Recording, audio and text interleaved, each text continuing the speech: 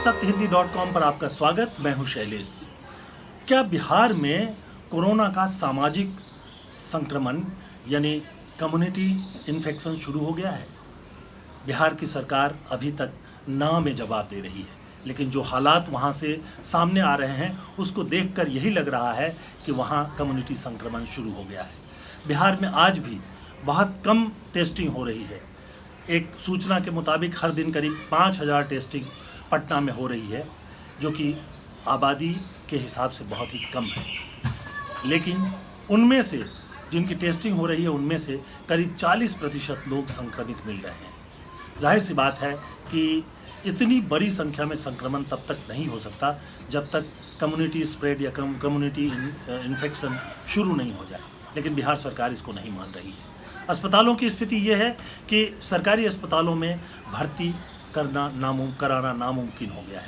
लोग एक अस्पताल से दूसरे अस्पताल में घूम रहे हैं, भर्ती नहीं किया जा रहा है। बिहार पटना के दो बड़े अस्पताल, All India Institute of Medical Science Patna और Nalanda Medical College and Hospital को कोरोना के लिए विशेष तौर पर आरक्षित किया गया है। इन दोनों अस्पतालों में एडमिशन मिलना बहुत ही मुश्किल है।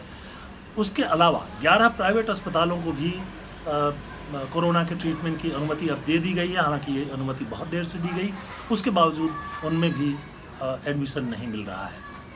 और ये बता रहे हैं कि वहाँ दवाओं तक की कालाबाजारी हो रही है। रेमडेसिविर बहुत सारे डॉक्टर लोगों को लिख रहे हैं और वो ब्लैक में बिक रहा है। दरअसल उसकी कीमत जो है वो करीब 4,000 साढ़े 4,000 रुपये है। लोग बताते हैं कि एक किट जो है वो 10,000 15,000 रुपये में ब्लैक में मिल रहा है।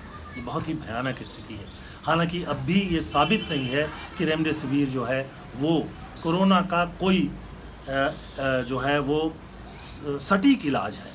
वो अभी भी सिर्फ एक वायरल इलाज है जो कि आपका हॉस्पिटलाइजेशन जो है 2-3 दिन कम कर देता है, यानी वायरस को स्प्रेड करने से थोड़ा रोकता है। और इस तरह के एंटीवायरस दवाइयाँ इस तरह की जो है बहुत सारी उपलब्ध हैं, भारत में भी उपलब्ध है। यहाँ तक कि भारत से लेकर अमेरिका तक में बहुत सारे लोग ये कह रहे हैं कि HCQ यानी हाइड्रोक्लोरोक्विन ये भी बहुत इफ़ेक्टिव है शुरुआत में वायरस के स्प्रेड को रोकने में। हालांकि ये सब दवाएं जो हैं, रेमडेसिविर हो या HCQ हो, ये कोरोना का इलाज नहीं है, लेकिन दूसरे तरीक़ों से इलाज जो है वो ढूंढ लिया गया है।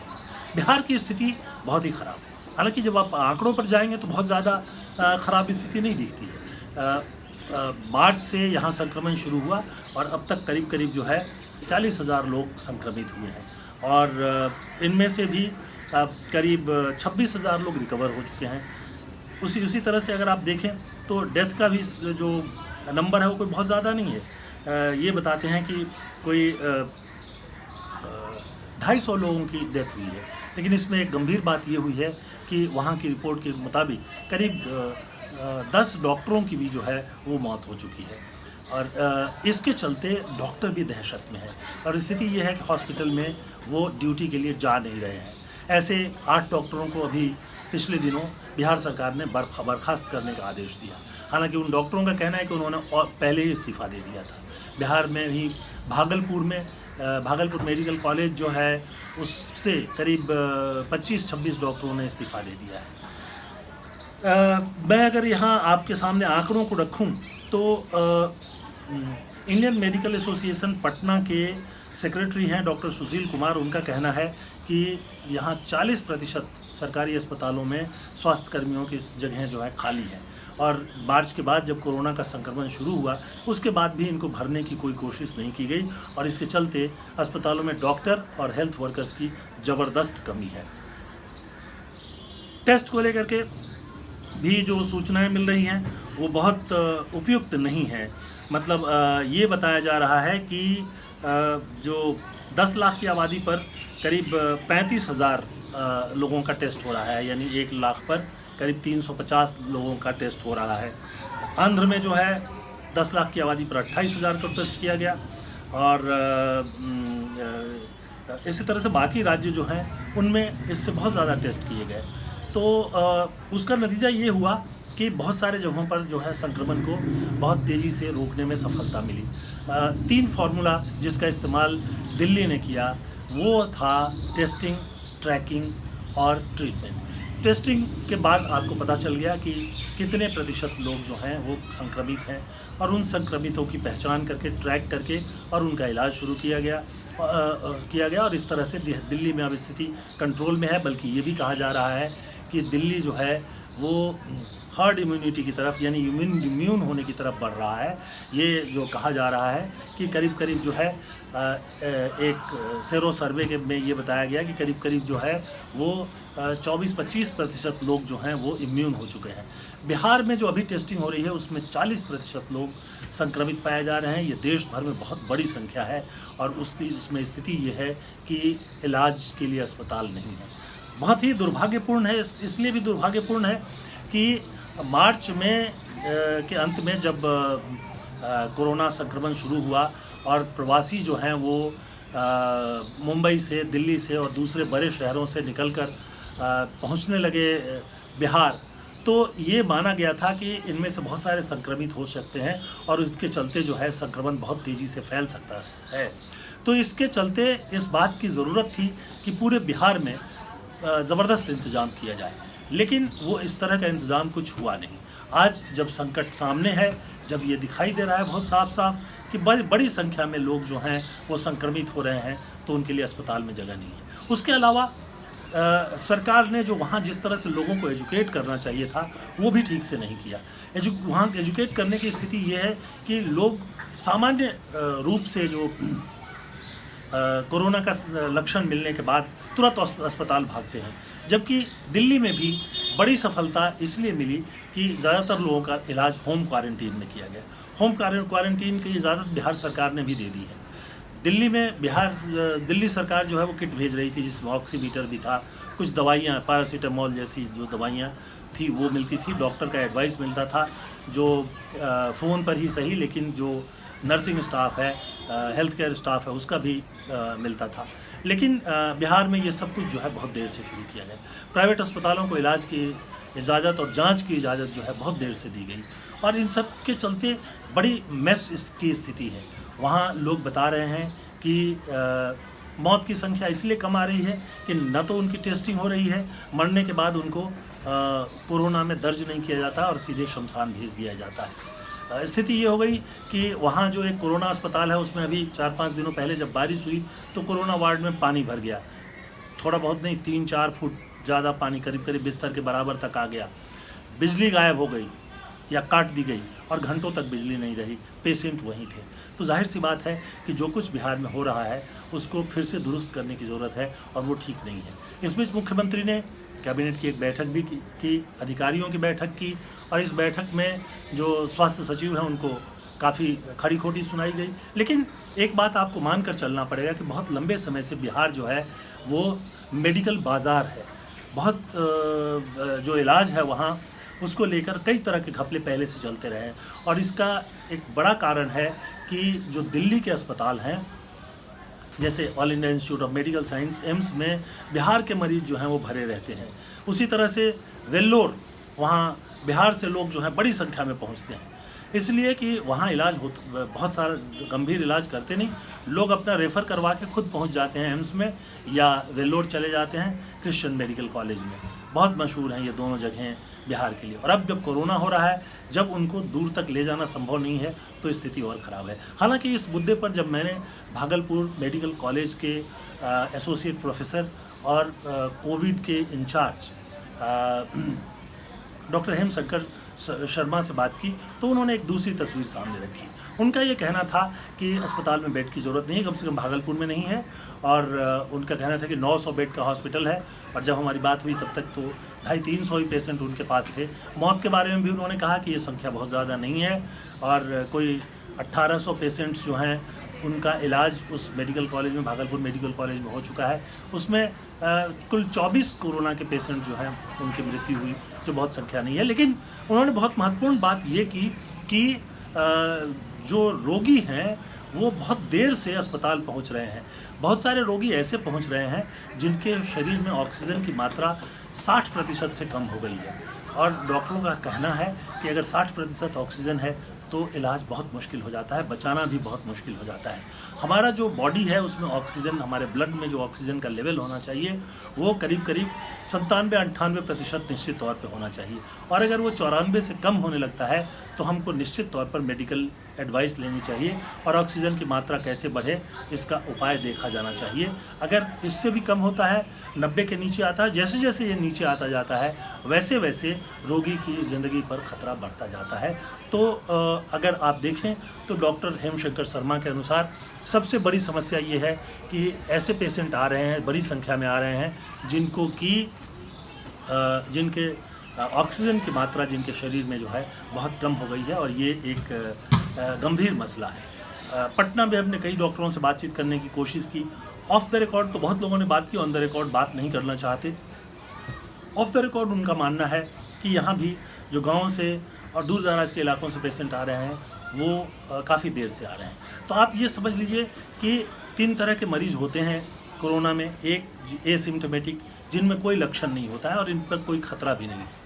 ये लोग सिर्फ एक ही खतरा है कि दूसरों में कोरोना फैला सकते हैं, पर इनके जीवन को खतरा नहीं है, ये खुद ही ठीक हो जाते हैं, उनको हॉस्पिटल लाने की या हॉस्पिटल में रखने की ज़रूरत नहीं है। दूसरा, जिनमें सिम्टम होता है, माइल्ड होता है, थोड़ा होता है, तो इस तरह के मरीज़ भी करीब 15% होते हैं। इनकी भी घर पर ही इलाज हो सकती है, बहुत मामूली इलाज है।